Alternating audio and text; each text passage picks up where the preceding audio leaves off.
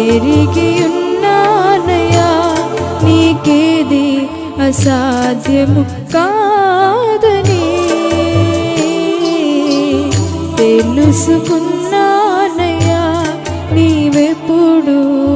మేలు చేస్తావని